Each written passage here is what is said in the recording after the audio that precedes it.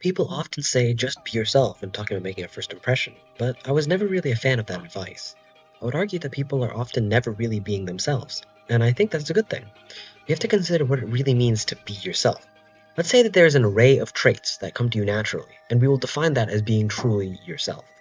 To be yourself, then, is to always display these traits. However, people often have to turn off their traits to be a normal human in society. Many people who went to school know that even if you want to talk in class, you have to be silent. Is that not a form of not being yourself? If you want to give a class presentation and have to be formal instead of informal, then isn't making that distinction mean that one is, at the very least, more you than not?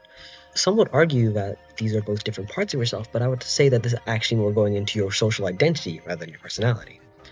I define social identity to be the traits that different people or groups of people perceive you as due to the environment that you both exist in.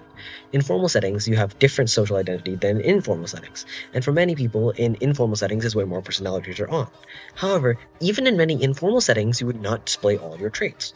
For example, when you're chatting with some acquaintances that you're drinking with outside of work, you wouldn't just start yapping about your kinks for no reason. And speaking of kinks, that brings up another reason why people shouldn't be themselves always. I'm a firm believer that everyone and everything is equal but not equivalent, which means that if we turn every person into an array of numerical stats, their sum will always be equal even though the stats themselves differ wildly. I say that they will sum identically and not be equal to zero because humans on average have certain traits that are shining more than others, which is a topic we'll get into later. Anyways, what this means is that people have many stats that are deemed to be positive or negative, and this will all relate to first impressions soon, but first I have to explain more on social identity. The social identity thing I talked about corresponds to how different people see you and whether or not they like that or not. Social identities are formed by data, and data is formed by the quality and quantity of interactions.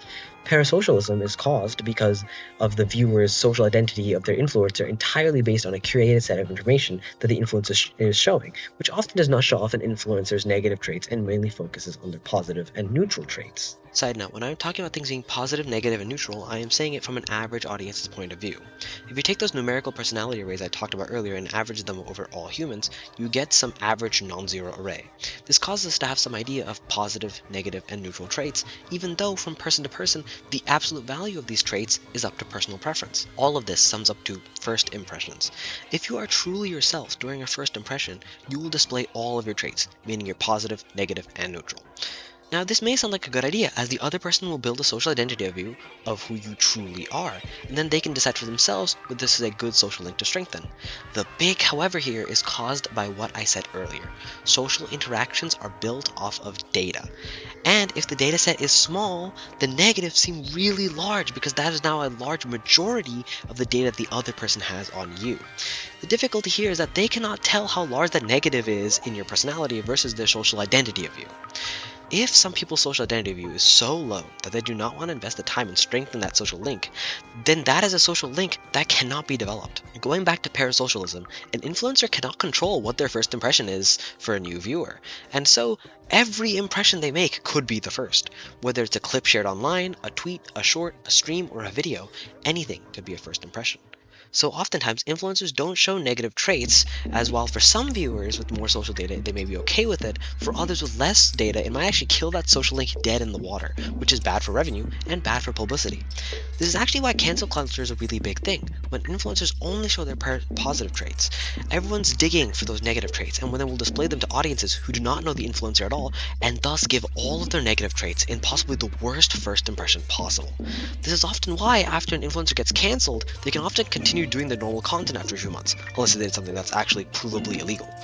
Because the social links that ended up dying were often weaker ones, or non-existent for the cancellation anyways, so many of their core audience is unfazed, and actually sometimes the bond is strengthened, as we'll talk about in the next section. This is actually why people build social links with each other. They often start off by displaying their positive traits in public, and show their more negative traits in private, because if you have a strong enough social link to begin having more private time, then both of you have already gathered a large amount of positive data on each other, so the negative traits will most likely not kill the social link, and in some ways enhance the social link, as this person may not view your negative traits to be as bad as the ones you may have potentially had.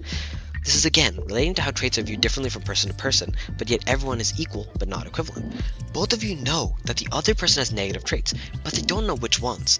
And if both of your negative traits are viewed as less negative, then both of you will view each other as more positive than the average human being, which is how real relationships actually build and form. And this is my very analytical and somewhat programmer-like view of relationships, first impressions, and also somehow cancel culture. I know my friends would have their own unique views on the topic, and I'd love to hear them from their own POV.